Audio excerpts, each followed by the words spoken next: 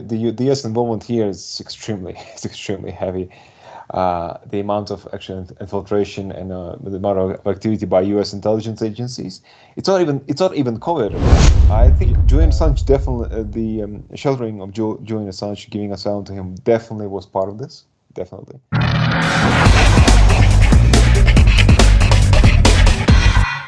Welcome to another episode of Twice Told Tales podcast. Today we're going to talk to Denis Rogatyuk, who is based in Ecuador, and we're going to talk about the latest developments and the elections in Ecuador and what's happening.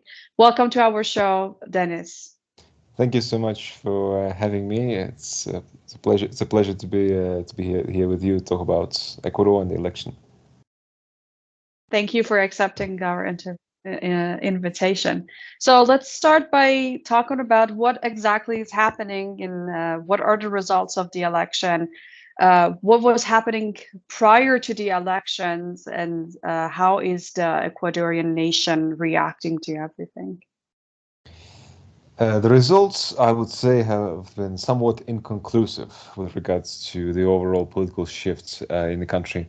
On the one hand side, the candidate of the left-wing citizens' revolution, Luisa Gonzalez, garnered the plurality of votes with a bit more than 33%, placing her in the first spot. That is the Citizens' Revolution Party, which is a political party which represents the legacy of the former president Rafael Correa, also gained 53 seats in the National Assembly out of 136, also placing it as the number one political force in the country.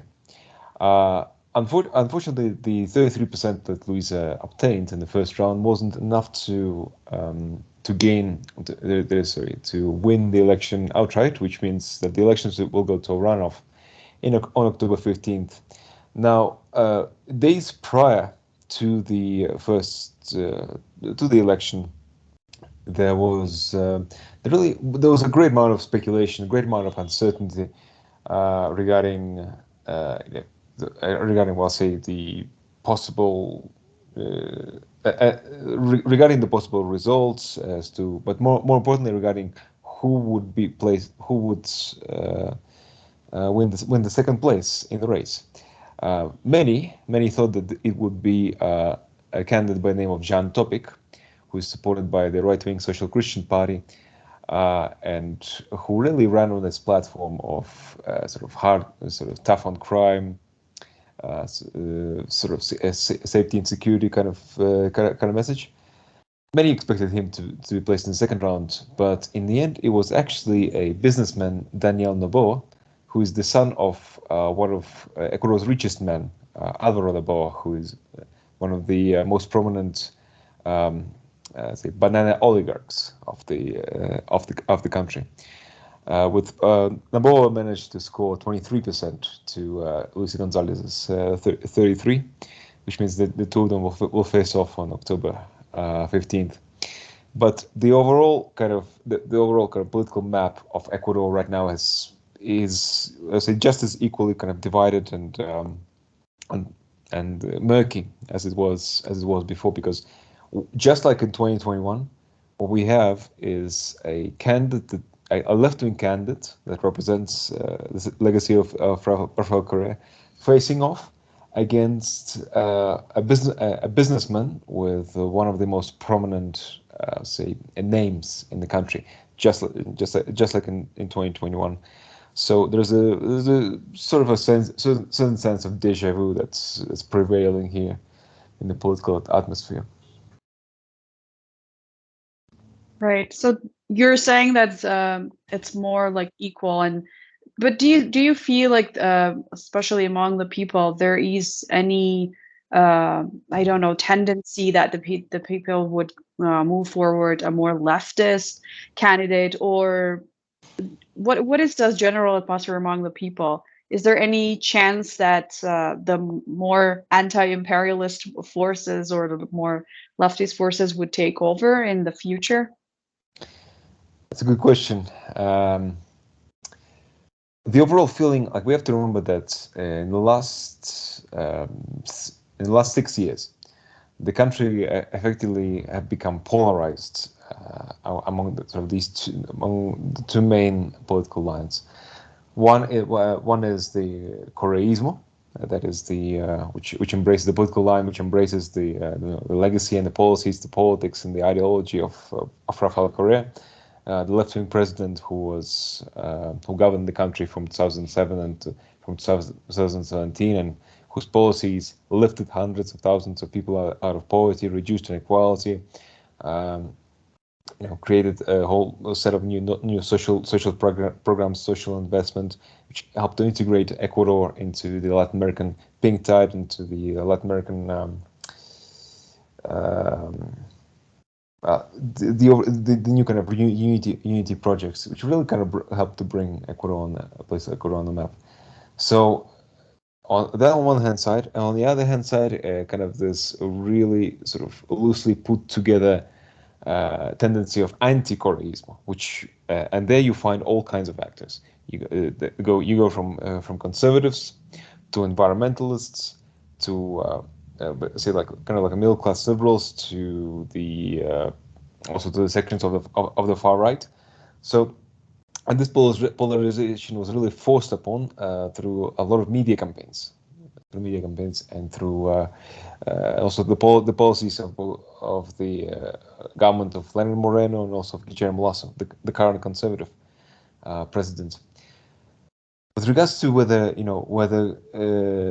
and this polarization, I would say, is the biggest obstacle to a left-wing government in Ecuador, as this narrative against Correa, against the citizens' revolution, have been built so thoroughly against once again through the media machine, through lawfare, that is through various judicial processes, politically motivated judicial processes against the leaders of the citizens' revolution. And all of this kind of created almost like this artificial hatred towards Korea and a citizens' revolution. So it has been very challenging in Ecuador to try to win back the majority support in the ballot box.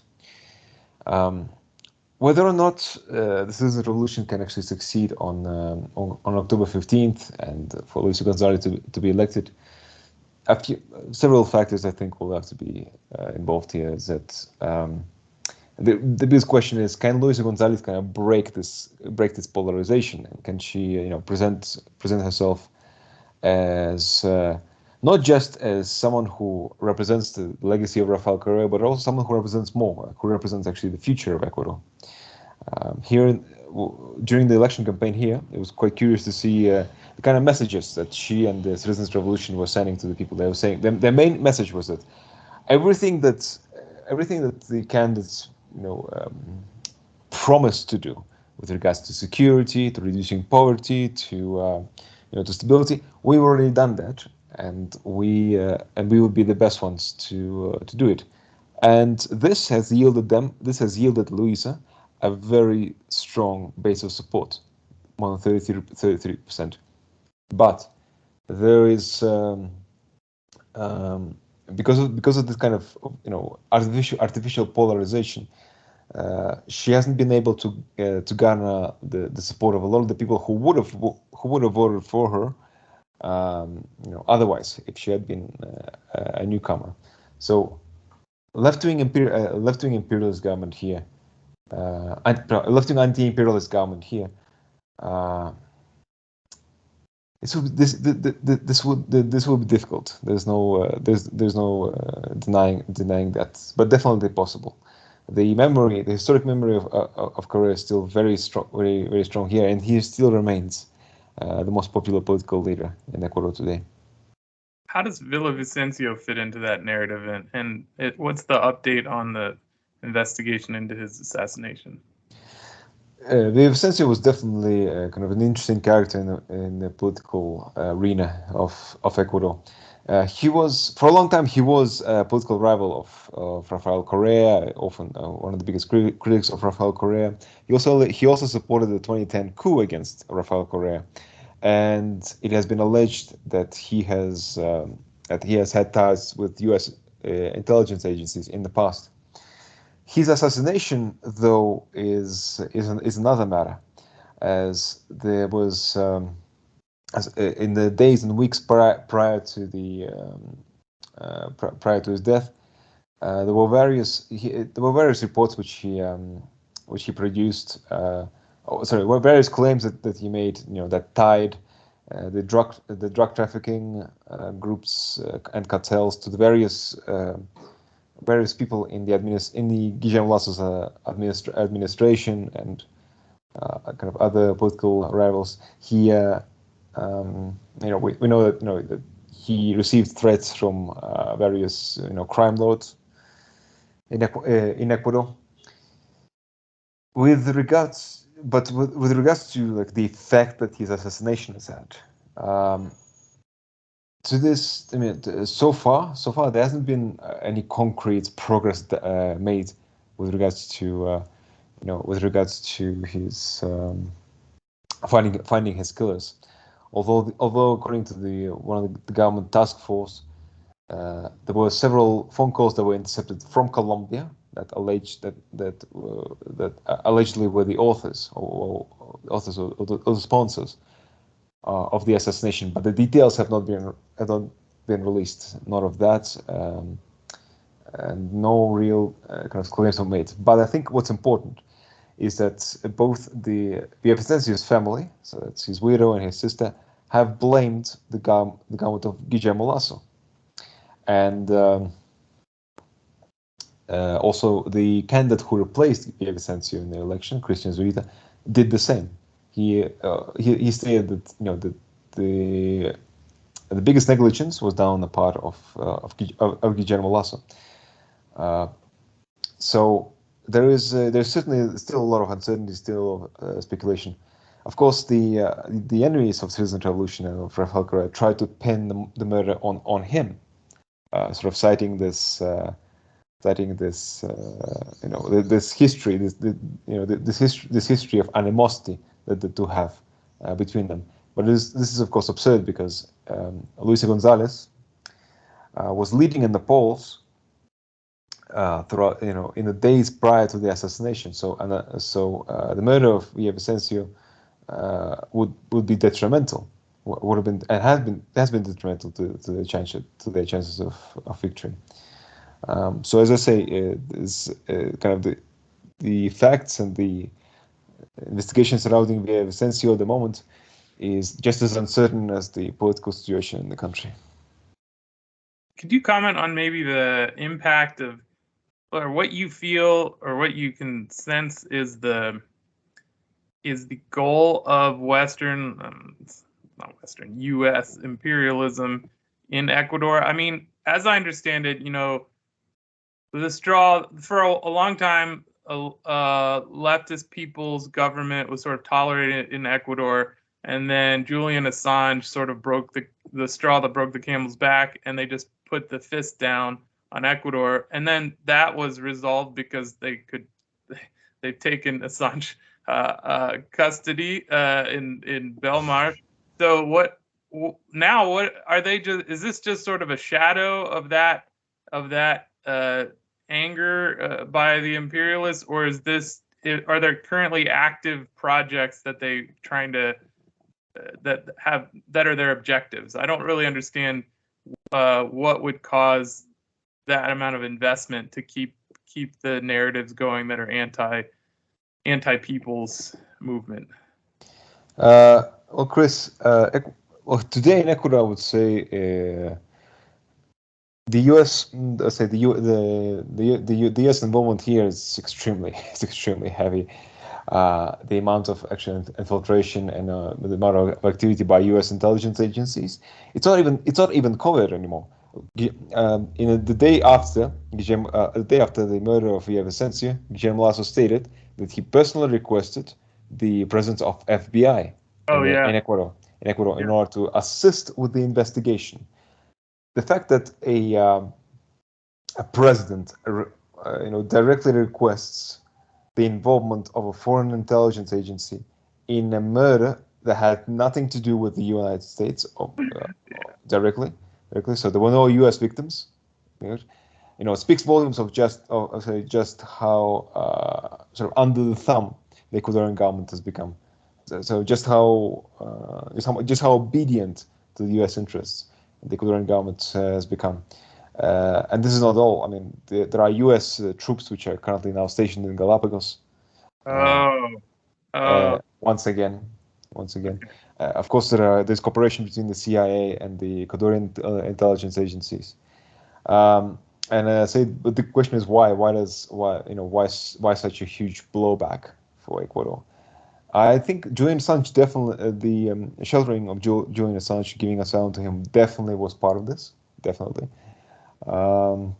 Ecuador's kind of generosity and the willingness to protect them, but it goes sort of further than this. We have to remember Rafael Correa expelled the U.S. forces from Ecuador in 2009. There was the military base in Manta, which the U.S. maintained, allegedly to monitor drug trafficking, which was quite bizarre considering that they have dozens of military bases in Colombia.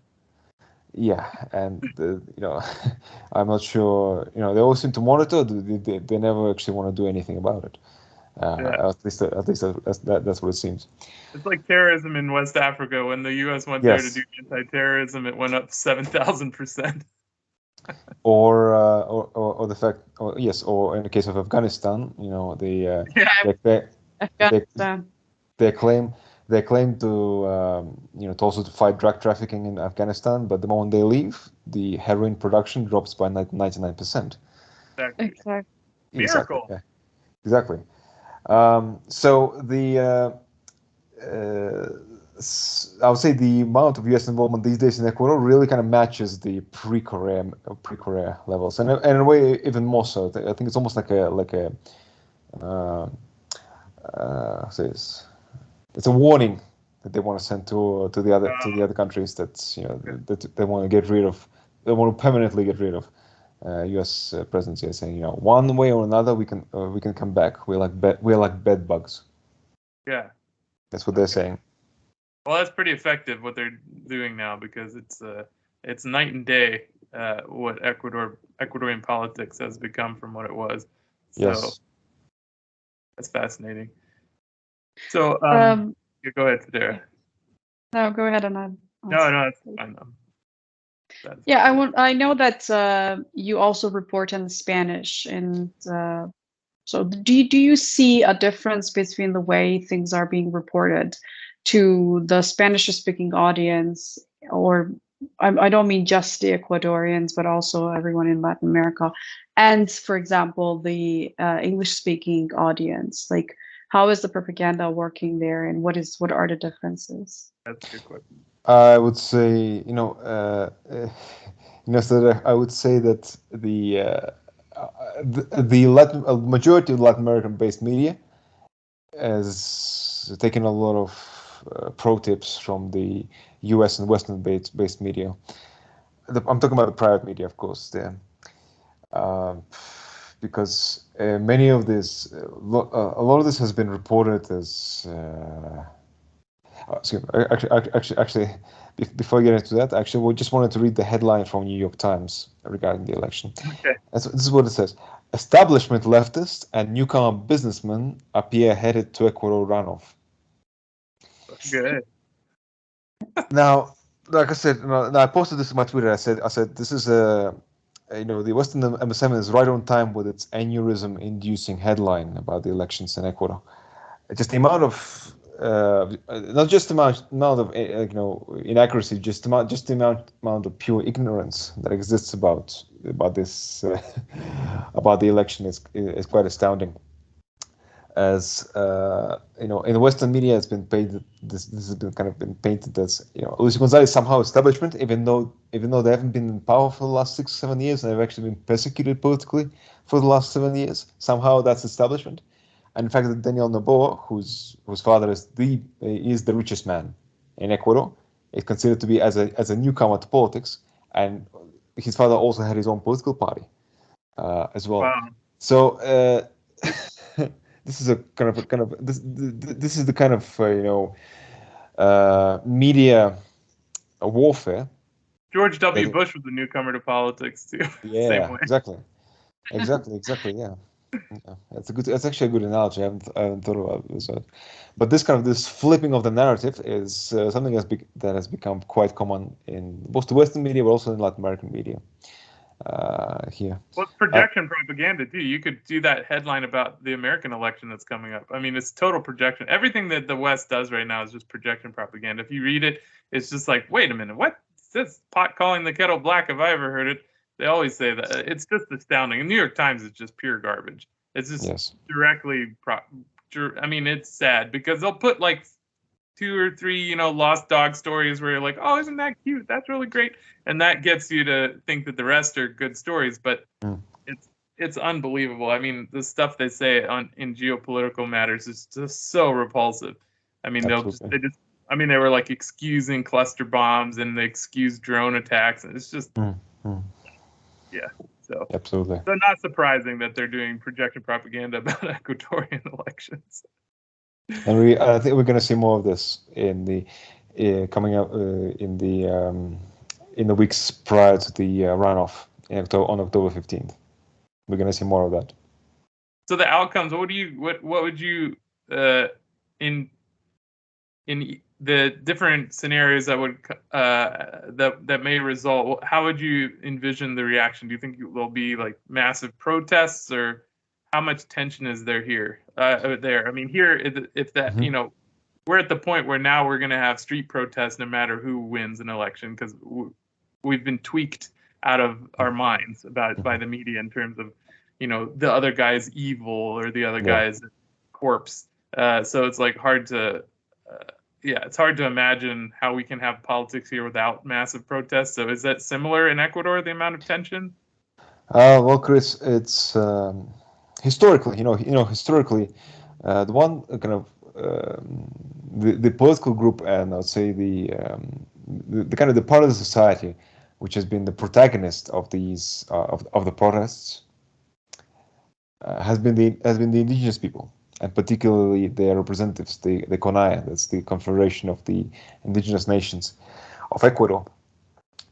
Now, very interestingly enough, this organization has been almost completely absent from this election cycle. They refused to endorse the they refused to endorse the candidate Jaco Perez, who claims to be indigenous and who actually ran on the indigenous platform this time and also in 2021 election. So also the indigenous vote, the indigenous groups, the indigenous population has been really a really kind of set back and kind of been just watching this, watching how this plays out. They were the main protagonists in the last sort of a few rounds of major protests in Ecuador. So last year, and also in 2019, a lot of these they have to do with cost of living crises and other issues. So it has been quite interesting to see it. This is probably the first time where they haven't played an active part. I believe in some ways it's because they've kind of been making like this calculation as to which candidate would be the best one to side with. If it turns out that if they do side with Luisa Gonzalez and Citizens Revolution, I mean that would be a huge boost to her chances of re-election. If she does, if she does win, I think we might actually see right-wing protests, especially if she wins with CONAIE, with the support of CONAIE. We'll be likely to see right-wing protests here, because the CONAIE, because there is certainly a lot of how to say this. Like the right wing and the conservative sectors in society view CONAIE as basically being terrorists. Basically, that's what it is mostly because of CONAIE, because of a lot of CONAIE's like revolutionary anti-neoliberal roots. So I believe if Luisa Gonzalez wins with their support, then we'd be likely to see protests by the right wing. If Luis Gonzalez loses and Daniel Noboa wins and then starts implementing, the same kind of neoliberal policies as predecessors, then we're going to see the protests by the CONAIE against these new ones, just like they organized against Guillermo Lasso and against Lenin Moreno. I think that's how it could play out. The right-wing protests likely would be a lot larger because they would have the operatives that are probably just waiting around for it since 2010, right? Like it's possible. Western, Yeah. It's possible. But I'll say the mobilization power of the right wing hasn't always been great. Like the right wing in this country hasn't protested since 2015. Okay. Yeah, and that was against Korea. Yeah. So they really don't have that much mobilization power. I mean, they have a massive amount of money. Don't get me wrong. They could get thousands of people on the street, sort of just like that, with with the amount of money. But to sustain this and actually make this somehow viable in the long term, I mean, CONAIE is good at that, but the right wing is not. That's it. That's a hopeful message. Yeah. I mean, CONAIE brought down presidents here in this country. They brought down 3 presidents in the 21st century. The right wing is yet to do that, yet to be able to do anything like that. Regardless of all the imperialist agendas, they still can't gain as much power as the people.